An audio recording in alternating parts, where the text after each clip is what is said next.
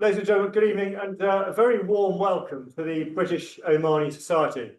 I'm Richard Stanford, I chair the Society, and we're a charity, and we exist to strengthen and deepen the multi-generational links between Oman and the UK. And a part of what we do is giving grants to Omanis and to British people who come over to UK or to go to Oman to study, to train, to develop and strengthen and deepen that understanding. And one of the things tonight is about how we've helped Nabhan here, who helps run one of the most amazing museums in Oman, which we'll look forward to hearing about, the Oman Across the Ages Museum, and linking up with the British Museum and to help develop the understanding in both directions.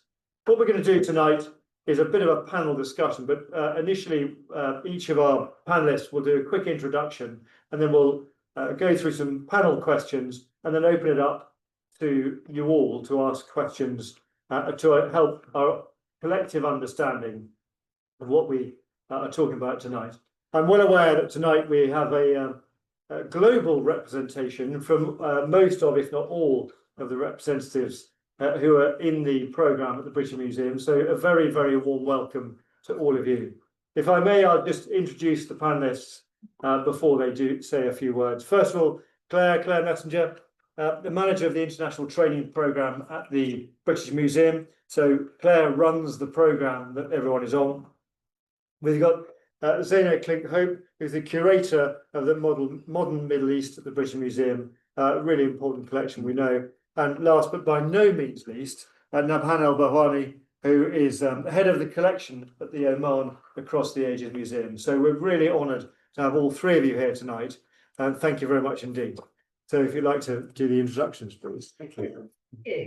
Hello, and thank you for inviting us to come and talk to you tonight. My name is Claire Messenger, and I manage the International Training Programme, and I want to play my first slide. So the ITP started or grew out of a project that the Department of Egypt and Sudan ran in 2004 and 2005 for Egyptians who we'd been asked by what was then the Supreme Council of Antiquities to put on some training courses for curators who were potentially going to work in new museums. And we did that for a couple of years. Everyone around the museum thought it was a really great idea and said, can we have some people on this programme as well? So that was the kind of birth of the ITP. And our mission, when we first started, that was our mission, to develop a sustainable global network of inspired museum professionals through sharing knowledge, skills and experiences. And that original mission is exactly what we still try and do today. And I think we do that quite successfully, but I'll tell you more about our network in a minute. So can I have my next slide, please? So I just wanted to talk a little bit about the funding for the programme. Since 2000, we ran the first year in 2006, but since 2007, we've been entirely externally funded.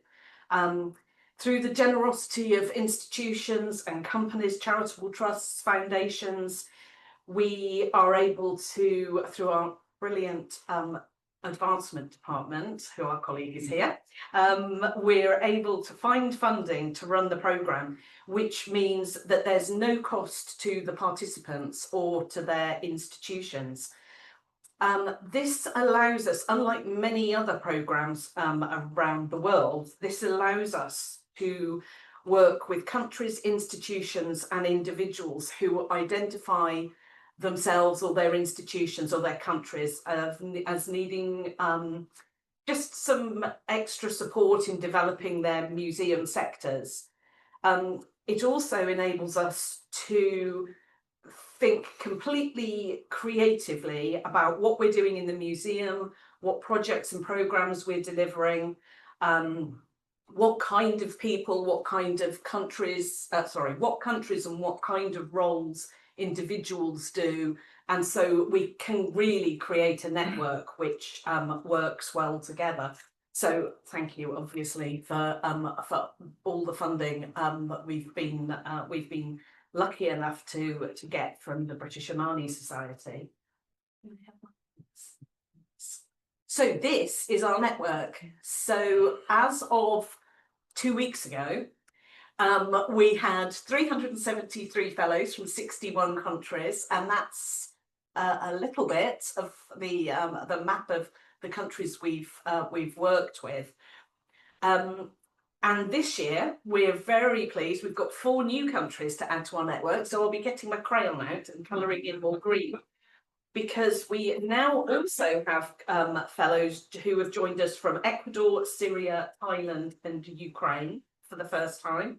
So those are new connections that we hope will continue to develop, because one of the things we notice with our network is where we have more than one fellow from an institution or a country or a region, that network just works better. So I suppose just a little bit about what our fellows hopefully gain from being part of this network. We hope we can offer them further professional development opportunities. Now, sometimes that's things that we are delivering, but sometimes it's just keeping them up to date with opportunities around the world. We hope that the network gives each other a kind of a peer network where they can share ideas, they can get in contact with colleagues from different countries looking after different collections, ask for advice, ask for support. It enables our fellows as well, I think, to get a feeling of support around the world, that if they have challenges, if they have issues, if they need something that they don't have in their country or in their institution, there's pretty sure out of the 373 fellows that we have, that there's someone else who can help and support them. Please. But our network isn't just around the world, it's also around the UK. And without our colleagues across the British Museum and institutions and colleagues around the UK, the ITP just wouldn't happen. Since 2006, we've worked with 13 UK partner museums and over 200 programme partners. And this year, as part of their programme, which I'll tell you a bit more about in just a moment, Nabhan and his colleagues will be going to Glasgow, Newcastle, Lincoln, Nottingham, Manchester and Norwich. So if I have my next slide. So I'll just tell you a little bit about the programme, because I realise I'm probably going on. So the programme happens every summer. It's for 6 weeks. And as part of that programme, we have around 20 people on the programme each year. And those people then become part of our global network after they've taken part in the ITP annual programme. The first part of the programme are ITP sessions, and those sessions are where the whole group of us spend time together at the British Museum and sometimes outside at other programme partners, and we work on what we think of as core museum skills. So no matter what anyone does as part of our network, we all look at core museum skills. We all look at conservation, collections documentation, collections management, audiences, interpretation, those things that we think everybody working in museums should know. We then, the next slide, thank you. We then have, our fellows have departmental placements. So these are placements with curators and collections or museum specialists, depending on our fellows' role profile and their projects and programmes that they work on at home. That enables our colleagues in the British Museum to share the projects and programmes they're working on with smaller groups of fellows. And it's a real opportunity for ideas to be exchanged and opens up possibilities for future collaboration. As you'll probably hear from Zeina in a little bit later on, colleagues around the museum have worked with ITP fellows on publications, on exhibitions, on research projects. So it's the start of a conversation, we hope. And then, my next slide, 10 days at a UK partner museum. So as I said, the fellows are going to go off in 10 days' time to go for 10 days at a UK partner museum. This time gives fellows experience of a different sort of museum. The British Museum is quite, obviously we have huge audiences.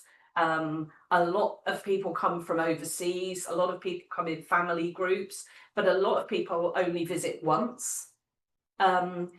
Whereas the museums that our fellows will go to in 10 days' time often have amazing collections, both local and national and international, but their audiences are far more local. And I think that's something that our fellows really recognise, really sits well with them.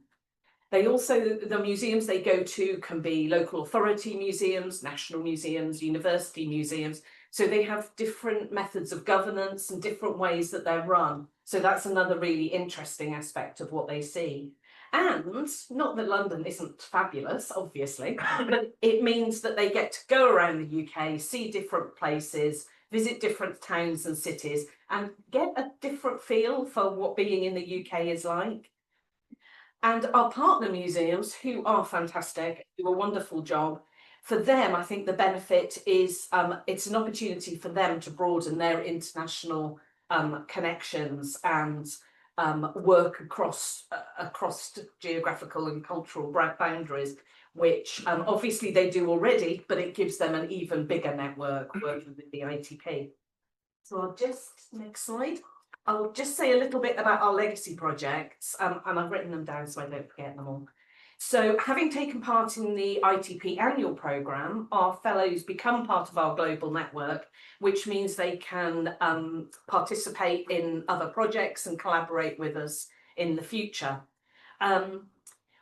We continue to provide, outside of summer programme time, we continue to provide training courses, research opportunities, workshops, conferences, anything we can support, as long as we can afford it. Anything we can support, we will. So some of our legacy projects, which are projects which we run year on year, is we have a senior fellow. And the senior fellow is someone who's done the ITP annual programme, but comes back to actually help us deliver it rather than do it. So this year's senior fellow is Chantal from Rwanda, who came on the ITP in 2018 and is back now helping us. So she's here for 10, 12 weeks, and she has been absolutely fantastic. That role it's just become essential to the ITP. She's able to help the fellows with any questions they've got, but she's a real good bridge between the ITP team and the fellows. So she's been incredible. We have an advisory board which Chantal will become part of. So our advisory board is made up of the ITP senior fellows, and they help us plan our programs and our projects. They give us advice, they help us shape the kind of programs we deliver, and they give us that perspective from around the world, which obviously we get through our colleagues in the museum, but it's great to have an ITP perspective as well. We have co-curation projects, so fellows have come back to deliver, to work on exhibitions with us in the past, which have been shown at the British Museum and at museums around the UK. We have ITP Plus courses, which are short courses on a specific theme, and we've delivered those in London, in Mumbai, in Aswan, in Yerevan, in Armenia, and they're always the theme of those courses always looks in depth at something from the annual programme, and it's always something that our fellows tell us that they need and they're interested in. We take fellows to the Museums Association conference and the ICOM UK conference every year. We have research projects, and we have ITP research and conference grants, which are where we provide funding for our fellows to go to conferences and do research around the world that's nothing to do with us, but we provide a bit of funding for that.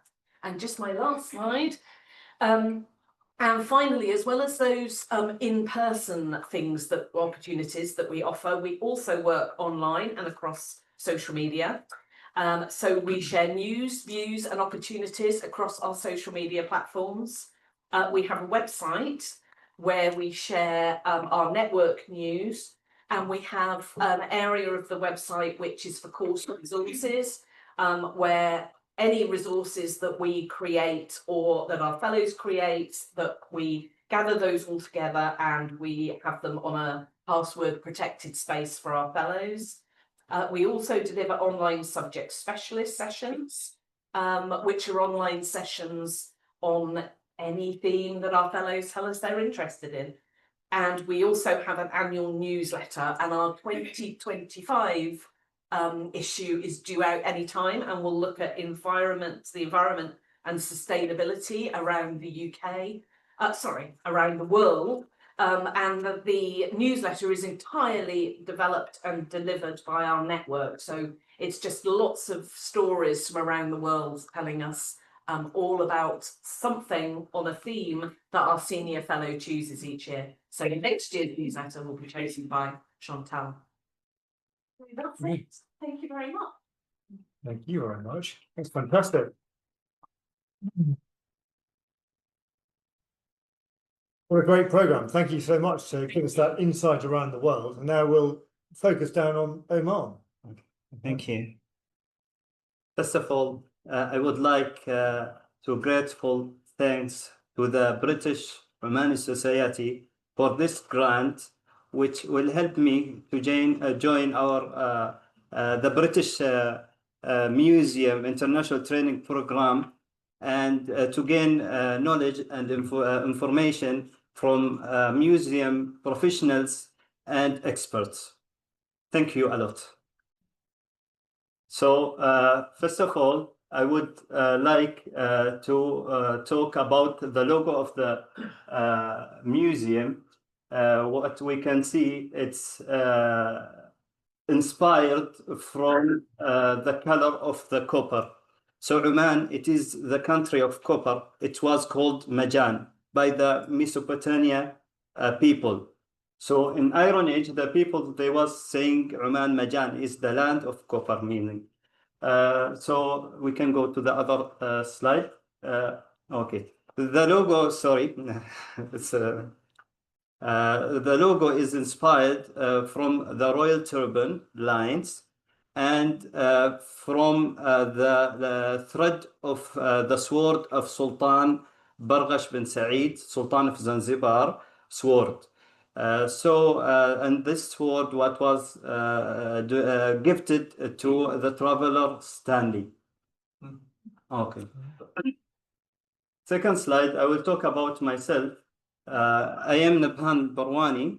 I am specialized in e-business administration from Higher College of Technology. I joined Royal Court Affairs in the Department of Procurement, and then I changed to the Department of Contract.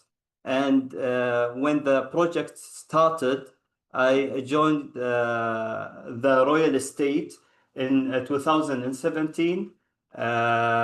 So I worked in the project as a senior collection administrator. I became the head of collection section at 2020. This is the photo when I display the Holy Quran, which is the Holy Hero object, to His Majesty in the Embracing Islam Pavilion. And here I assist my colleagues in the Department of Education in the museum. So I talk about a flag system for the students. And here one of the official visits from East Africa, from Tanzania. We can go to the other slide. Okay. As we can see, the architect of the museum is inspired from the landscape of Oman and from Al-Hajar mountain. The architect was Cox company from Australia, and it's the building. It's located in Manah and Dakhliya Government, and it launched in March 2023. The area is 300 square meters. What is nice that the museum have received a prize for the design last year. It's like a very important prize from Versailles in Paris, and it was the most beautiful building in 2024. We can this the other slide.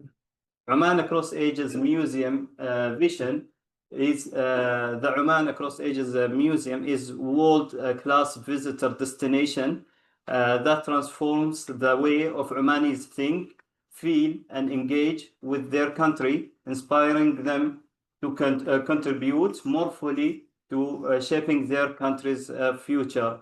Oman Across Ages Museum mission is to promote an understanding of Oman's unique character, history, and its renaissance to national and international audience. Actually, we received in this museum in 2024 around 350,000 visitors. 80% of them, they are Omanis and citizens, and the others are students. Around 95 official visits in 2024, and around 350 school visits at that same year. We can go to the other slide. Here we can see some of the slides. First of all, the slide, we want to say that Oman Across Ages houses two main galleries. The first gallery is the History Gallery. The second gallery is the Renaissance of His Majesty Sultan Qaboos, passed upon him, and the new Renaissance of His Majesty Sultan Haytham. So it consists totally from 21 pavilions. There are 310 video exhibits, 1,200 interactive screens, and 150 showcases. As you see, this is the beginning of the museum, and we will talk about the landscape of Oman. And here, the first pavilion in the Renaissance gallery, it is the building of a nation in Renaissance gallery, and here intellectual expression in creative inspiration in Renaissance gallery. So the total number of the artifacts which is displayed in Oman Across Ages Museum, around 1,300 artifacts, and which covers the 150 showcases, and which is the others which is in open display. This is one of the beautiful decorative art. We have the daggers, and you can see the gold in Suri diggers. Here we also bought some fine art works in the competition. So if there is any competition in Oman, we try to engage the artists in Oman, so we buy some of their fine art works. Here we have the pen box of the Imam Al-Muhanna bin Sultan Al-Ya'rubi, and he was one of the imams in the 17th century, and which was belonged to Al-Ya'ariba dynasty before the Al-Busaidi dynasty. Actually, the ruler, the Sultan, the Imam, he was ruled Oman by 2 years only. But the people all was happy because he take all the tax at his period. So here are some of the artifacts. This is the artifact what we said that the logo is taken from and is inspired from the thread in the handle of the sword. So this is the sword what Sultan Bargash presented to Stanley. This is a game board written to Iron Age, and it is from Samharam, which is archaeological site, and it was discovered with with different type of artifacts like the Frank size table, not Frank size, it's sorry, what Frank? No, sacrifice. Punk size.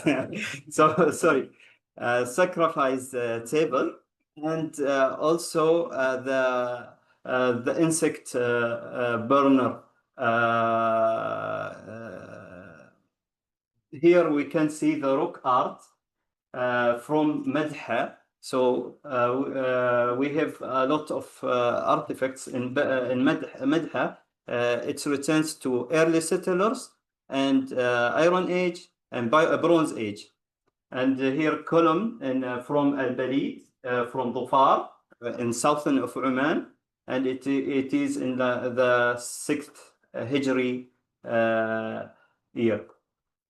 Here one of the most beautiful artifacts, it is the Holy Quran, and the transcriber is Abdullah bin Bashir al-Suhari, and the beauty of it, it was transcribed with the 7 there is the 7 type of letters, قراءات, 7 scripts, and this is the first oil samples of Oman from Fahud and Natiha, Nepal, and it's returned to 1960s. And this is a flash documentary. We have water system, and which is everyone have his like shares. So it's written and documented. Even the women have their wealth in that documentary. And here it is the first artifact, which it is the elephant jaw, which returns to 35 million year BC, and which discovered in Dhofar, Aydem, and it is in loan from Sultan Qaboos University. By the way, we have 9 artifacts in loan from the British Museum, and we thank them a lot for that. And this artifact which give the evidence of the civilization of Majan. Well, in Oman Across Ages Museum have many facilities, as we can see here. The multi-purpose room, which we can hold conferences, and we can do events, and it can take more than 5,000 people. Here we have the knowledge center, actually the Husun al-Shumukh, which is the palace of Sultan, They moved the collection of the books from Husn al-Shumukh to Oman Across Ages Museum, and we have a beautiful auditorium with the voice system, everything, and it carries 313 person. And we have 3 types of labs, and this is one of the IT labs.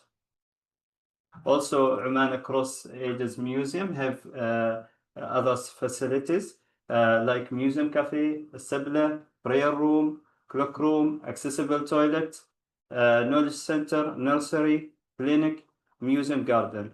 I want to also say that the museum is full accessible. So we have also prior language, and we have a visiting guide which can talks different language like French and other languages. So the last slide is the international training program. Since 2006, there are 4 participants from Sultanate of Oman. One of them, the Assistant General Director of Oman Across Ages Museum, Musa Al-Wardi, and Ali Al-Kathiri, who is a member in the British Omani Society, I think so. And he is the director of Frank Saiz Museum, and Ruqayya Ashokari, which she is the colleague of Mai, and she was the head of, and she is the head of information section, and Amina Al-Abri from the National Museum. The program will be for 6 weeks, including 6 days, will be in UK partner placement. I would like to thank Claire and George and Amelia for their assistance from the beginning, from the applying documents. Any information that we needed, they was so helpful. They give us all the travel guides. They give us all what we need before we are coming here. And when we come, they received us and welcomed us. And really, we are grateful. Thanks for all the ITP team. This program will help us to motivate in different ways, like collection management, collection documentation, laboratory best practices, work in confidence, and help us to extend our skills in communication and teamwork and leadership, and building relationships with other museums, cultural institutions, and curators. Thank you a lot.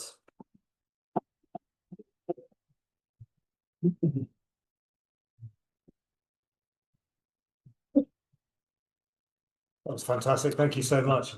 And Zeina, would you like to put now this into context from the British Museum perspective? I will. I would just like to make a small amendment to your very kind introduction, in that I am no longer at the British Museum. Oh dear. My contract ran out on the 1st of July, so only very recently. So after nearly 16 years at the British Museum, 13 as a curator and 3 before that as a volunteer, my colleague Noor Al-Gilani, who is here, she will be looking after the Arabic-speaking world in the Middle East department. So the connections with the Middle East are not at all dead in our department.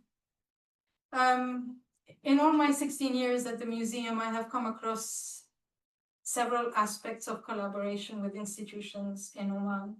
And in a sense, I will try and give a brief overview of my encounters with these collaborations and with colleagues in Oman and with institutions in Oman. There's quite a bit, and they're quite varied, and some of you may have been familiar with some of them, as you will see. And I do apologize for this blurry picture. It was taken from the window of a car as I was actually driving up to the Oman Across Ages Museum, and I was fascinated by all the forts on the hillsides and all the little towns, and I was just busy clicking away from the window. But in a sense, this gives a brief introduction to our work. So my first encounter with anything related to Oman actually predates the British Museum. A very good friend of mine, a childhood friend, had moved to Oman with her husband. And from the minute she arrived there, she was always saying, you have to come here, you have to explore, you have to see, you will love this place. Little did I know that I would end up working on several projects related to Oman and working with several Omani colleagues before I even got the chance to visit her.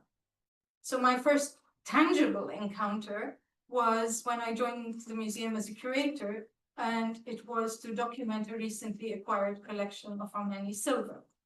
The collection had come into the museum in 2012 and had been acquired from Ian McLeish, who had been a veterinarian in the service of his late Majesty Sultan of Qaboos. And I was exposed to this jewelry. I didn't know much about it, and I worked with my colleague Famida Suleiman on registering, photographing, documenting the collection. But actually, the collection itself came as part of a series of coincidences. If I could have the second slide, please. The first collection came, the first large collection of Omani silver came to the British Museum in 2009.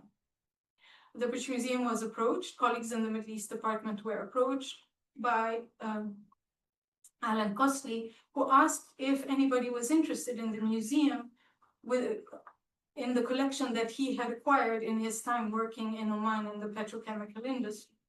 And my colleagues were fascinated by it and decided to acquire the collection.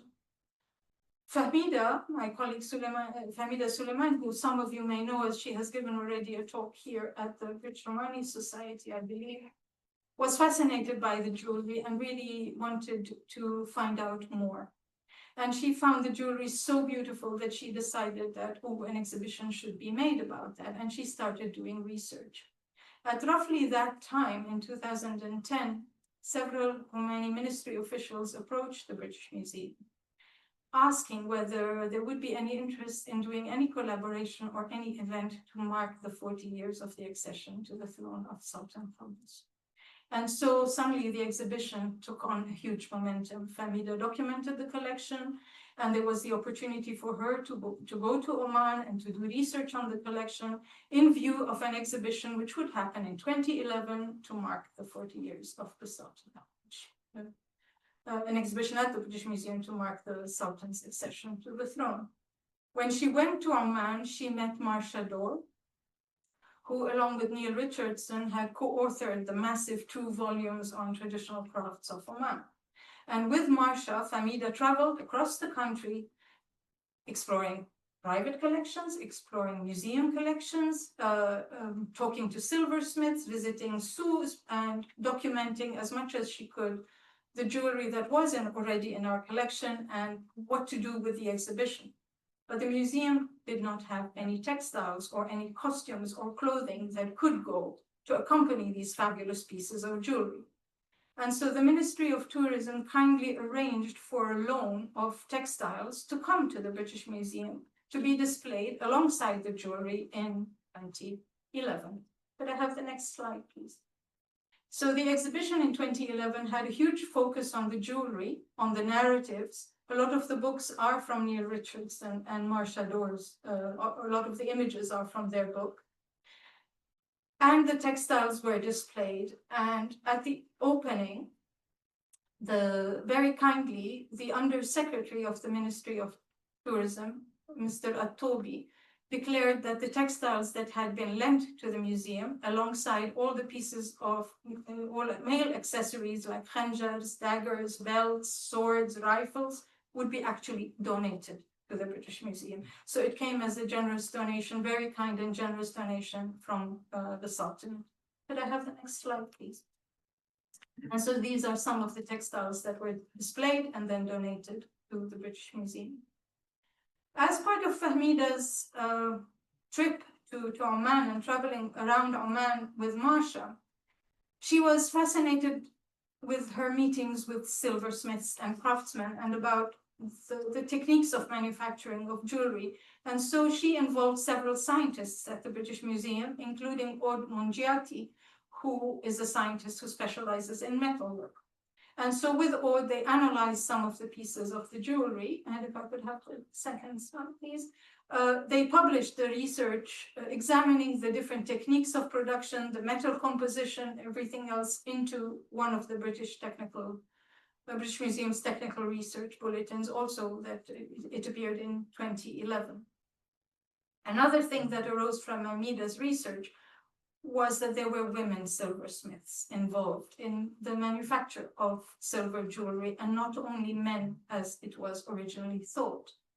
And at that time, the decision was taken to do a little bit more research on that theme. And Moza Al-Wardi, who was one of the ITP participants in 2013, joined Fahmida, Masha, and Aude in a collaboration that was started at the British Museum, but that was carried out by these 4 participants.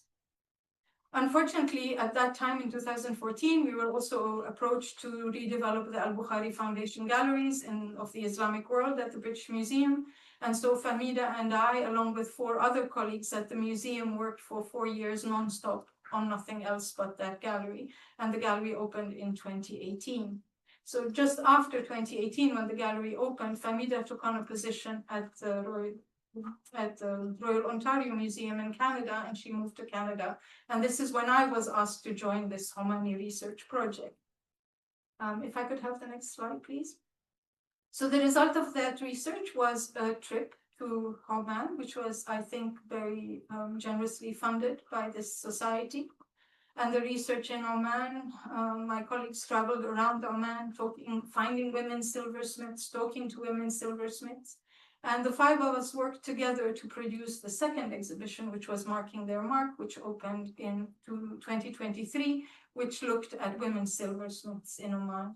And it focused particularly attention, if I could have the next slide, please, on the work of 3 women from 3 different generations who were involved in silversmithing. The eldest, Tuful Ramadan, is from Dhofar, and she had learned working with silver when she became a very young widow with 3 small children, and she needed to feed her family. And her brother-in-law, who was a silversmith, said, "Would you like to learn the trade?" And she said, "Yes, of course I would." The second, Mahfouz Al-Balushi, she specializes in men's accessories. So she embroiders belts for khanjars, and she does the silver work that will later embellish khanjars and the canes and the rifles. And the third person is Fatma Najjar, who's a young designer, or also originally from Dhofar, but who lives in Muscat, and who kind of incorporates in her designs traditional jewelry patterns and techniques, but she makes them, she has a very personal touch, and for her, every piece needs to tell a personal story. And she called her brand Rahina, based on a traditional Omani necklace, which she admired from her grandmother. And so we worked with these 3 women on this exhibition. This exhibition was much smaller, of course, than the 2011 exhibition, but for me, it had certain elements which made it unusual and perhaps more personal. If I could have the next slide, please. Unusual in that it included the scientific elements of the research carried out on the pieces, not just as little educational labels in the exhibition, but as part of the overall design. So the backdrop to the main mannequin in the exhibition are all images that came from electron microscope studies of the jewelry that it was displayed actually in that case. So they're all little details. And the details allow or the technician basically to understand the strokes of the silversmith, the hammer strokes, the chisels, and everything else, as well as the composition, and to know whether some pieces were made from behind or front. Could I have the next slide, please? Now, the 2 collections enabled the British Museum to now hold the largest public collection outside Oman of silver. But our collections are not only silver-based or textile-based. They range from everything from ceramics and basketry to different types of currency to even postcards and stamps. And at the time of the Making Their Mark exhibition, there was a display of Omani postcards in the Al-Bukhari Foundation Gallery. Could I have the next slide, please? And as Nabhan mentioned, the collaboration goes both ways. It is not just objects coming from Oman to the British Museum, but actually the British Museum has lent material to the Oman Across Ages Museum to tell the story of the of ancient Oman, the land of Magan, and it's a long-term loan as part of the agreement we have with Oman Across Ages Museum. Could I have the next slide, please? Perhaps the last aspect I would like to touch upon that I became familiar with in my time at the British Museum was obviously the archaeological research. The British Museum has carried out 6 seasons of excavations in Oman, particularly at Ras Al Had, which is a promontory which is known for its fort in the town of Ras Al Had, and also for its beautiful beaches where several marine species of turtles come to lay their eggs. And of the 9 species known worldwide, 7 use Omani beaches to lay their eggs. 3 of the excavations happened, if I'm not mistaken, I'm just checking the dates because I'm not an archaeologist and I never remember dates that come to excavations. If you allow me just to check, not to say anything wrong. Happened between 1987 and 1992, and they were part of the larger project, which is known as the Joint Had Project, which was a project spearheaded by 2 archaeologists, one from the University of Naples, who then moved to Bologna, and one from the Sorbonne, Maurizio Tozzi and Clusio. And it involved over 20 years, several universities and academic institutions, as well as museums and expeditions working in the Ras Al Had promontory area. So those 3 excavations, the early excavations, were more an exploration of the site and the excavation of 3 villages. And then the next set of 3 excavations happened between 2014 and 2015, 13, 14, 15, if I'm not mistaken, actually. Sorry, 13 to 15, and they happened under the late Jonathan Tubb, and these are images from this excavation, and they were actually within the fort of Ras Al Had and just outside it. One of our colleagues at the British Museum, who's the curator for Ancient Arabia, St. Simpson, is actually collating currently the information from the various 6 seasons of excavations to produce a monograph from the results. The results of scientific analysis on the metalwork, glass, ceramic shards, beads that were found, copper ingots like this one, hence the land of Magan, the land of copper, and there is a hope that they will be published by the Ministry of Heritage and Culture in Oman as a whole series of volumes on all the various 20 years of excavations. Then they should appear soon. So yeah, this in a sense gives a quick run through the various projects I have encountered in my 16 years at the British Museum. And we are in contact with the Oman Across Ages Museum and the National Museum for further collaborations, and I'm sure there will be other projects that we do together. We'll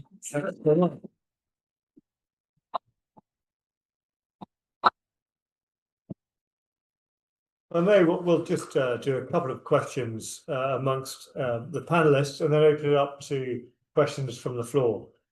To start with, Nabhan, if I may start with you.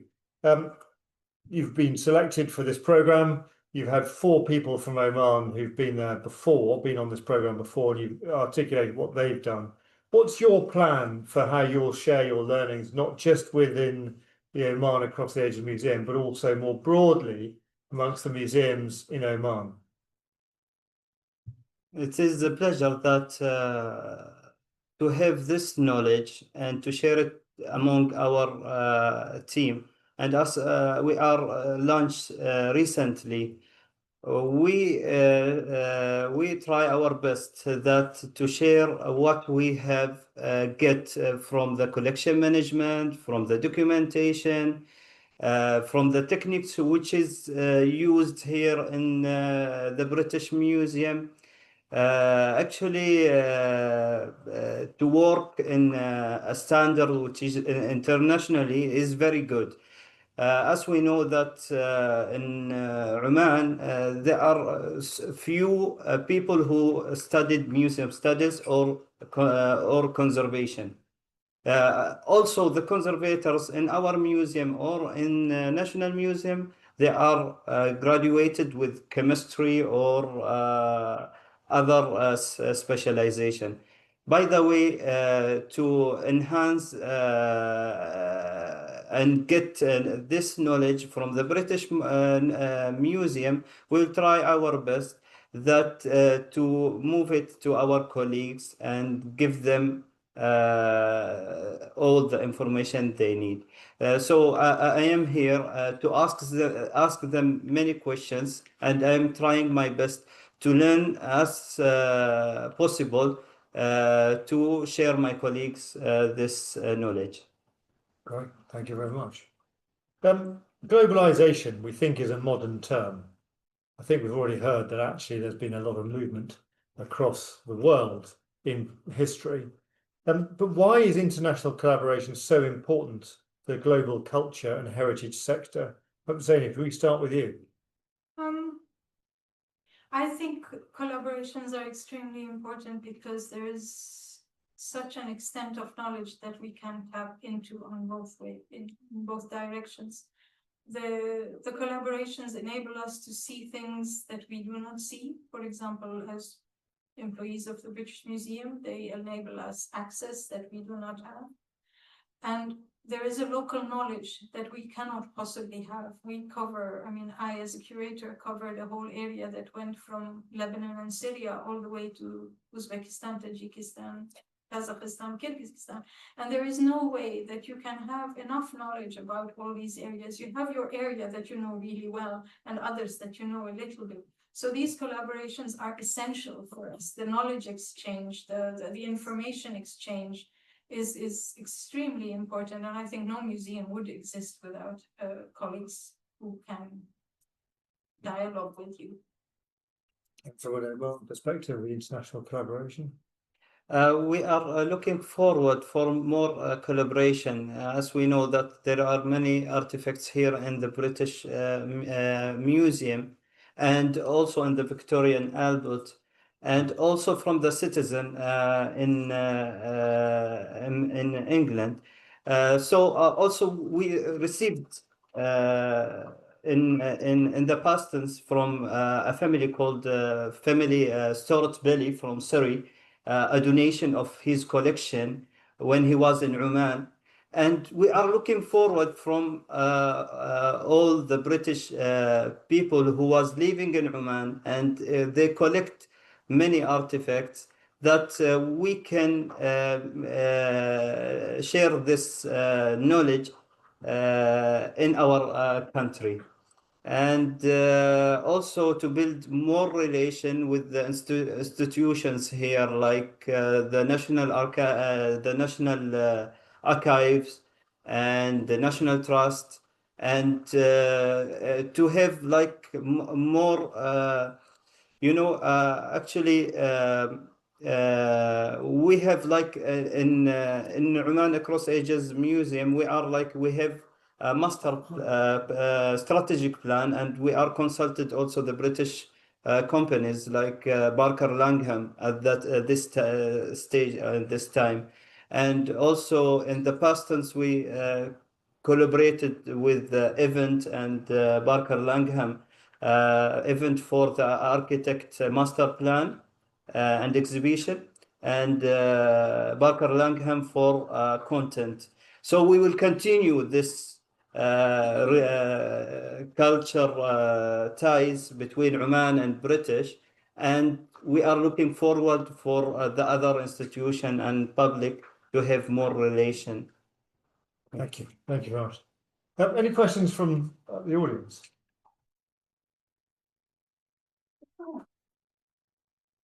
Why would the Australians not be on the list of the collaborators in the survey? This was intrigued. So I was just thinking, have we left anyone off the list? But no, we haven't. So what we've tried to do on the ITP is to work across countries where there perhaps isn't always offerings, maybe looking at places where you might already have museum studies courses, you might have university courses that will enable you to do some extra study to look at those to look at the kind of the museum kind of offerings that we might do. But so, and because we only have 20 people a year, we really try and focus on places that firstly work with our international strategy at the British Museum. So look at the areas that we're having exhibitions or we're having projects and programs, but also then to focus on those. So we haven't had, but we don't really work across Europe. We have had fellows from countries like Croatia and Bulgaria, but that will be for something specific. So again, we haven't worked, we've had a couple of fellows from the USA, but again, it's not really the areas of the world we focus on, because there are so many other opportunities out there that they might be able to be part of. And also the British Museum does lots of other projects. This is just what we do on the ITP. So, By the way, we have our colleague from Hawaii. No, from Hawaii and from New Zealand. New Zealand. Robin. I've got two questions, but I'll start with one. But first, thanks for the little talks at the beginning. I'm personally a great fan of museums, and I've been to the Oman Across the Ages Museum last year, and it's amazing, an amazing building, excellent exhibits, and it's great that research and education is being promoted. But this is very much promoting cultural heritage, but from my particular background, I'm also interested in natural heritage, and did contribute years ago to the Natural History Museum in Oman, their early exhibits, and they collaborate a bit with the Natural History Museum. I'm wondering how much your program extends, given that some of them are natural history, and that includes geology on which its wealth is based and its wonderful landscapes. How much does the program extend to natural history, or is it mostly really focused on the cultural heritage you've been talking about? I think really what we try to do, because such an important part of the programme is the time that our fellows spend with our curators and collections, that what we really try to do is to focus on those things, so that when someone comes on the ITP, they've got colleagues to spend time with, they've got collections to work on. So yeah, really it wouldn't be, we do try, as Nabhan said, we've done during the programme, we've worked with the National Trust to put a day together, and English Heritage to put days together where we look at site management, historic houses. So we do like to involve places that are not our area of expertise at the BM. But to be honest, I think that's one step a little bit. Perhaps there should be another program support. Yes, I think there should. I just want to add to Claire that every person in his paperwork, in the application, he writes what he needs. So everyone in this program, he have his schedule, and it was like drafted to him before he comes, and he have he can have a talk with them if he want to change something. So they were like everyone here with me have different schedule. So not in my department. So like our colleagues now, they are in Cambridge, and for me, I was in the Middle East jewelry, because I wanted to focus about the jewelry. So everyone with his interest, and if there is someone who write about natural what we call the natural resources, then he will get the courses which is specialized for him. I look forward for the 29th of October. There will be a presentation in the Natural History Museum to cover those the natural history elements. So a bit of a good trail for that one. Thank you very much. Robin, you had a question. Yes. How have you your collections and your acquisition? How do you deal with any conflicts of interest that you might have with the National Museum in Moscow? What makes your collections different?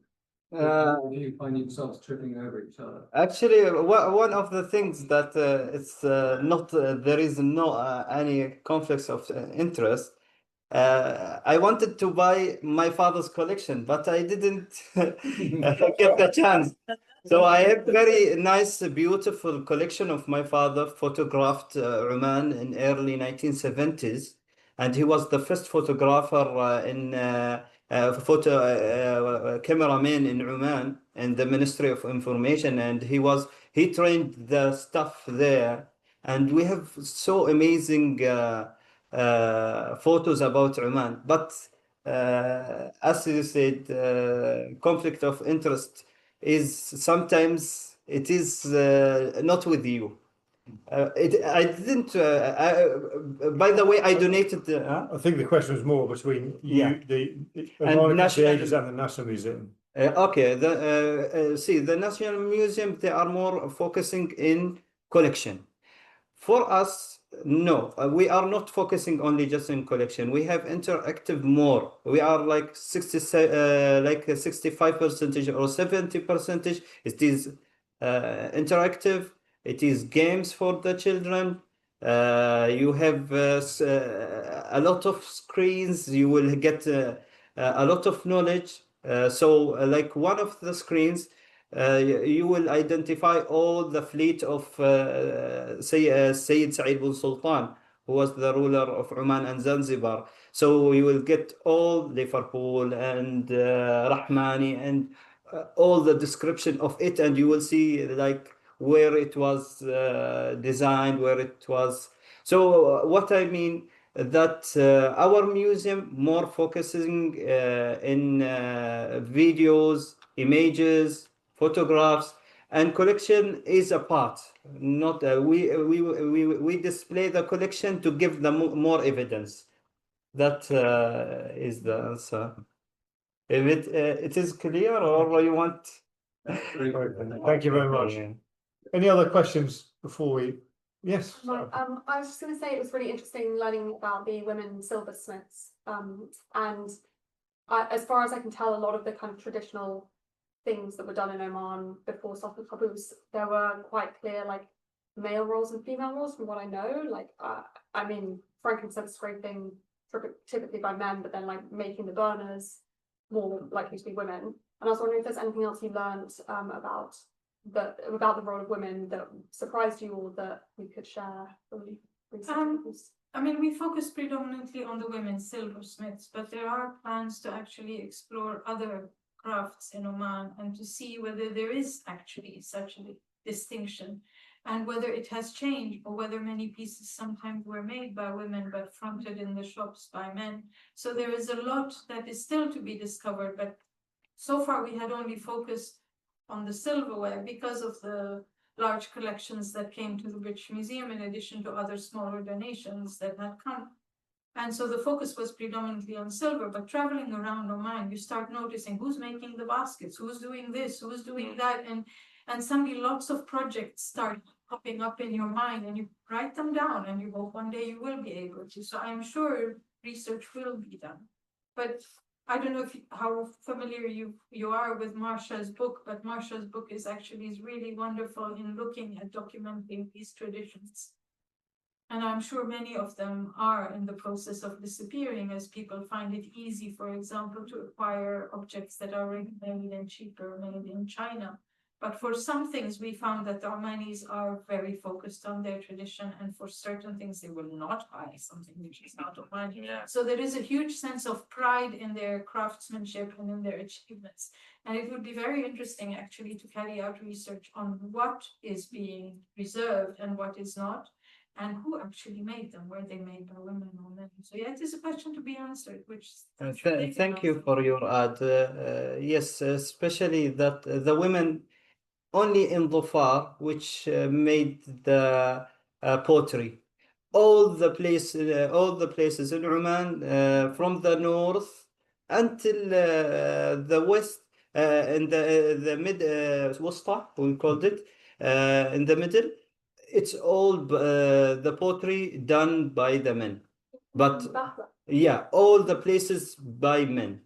Yeah, maybe nowadays you get someone will do it, but it is like a type of learning. And but actually all the geographical place, the men doing the pottery, like especially in Lima, in Musandam, they are they have their own techniques, they have their own colors. It's different. So there is some people who are specialists. For me, when we were collecting the collection of pottery, I was taking sometimes some expert in pottery.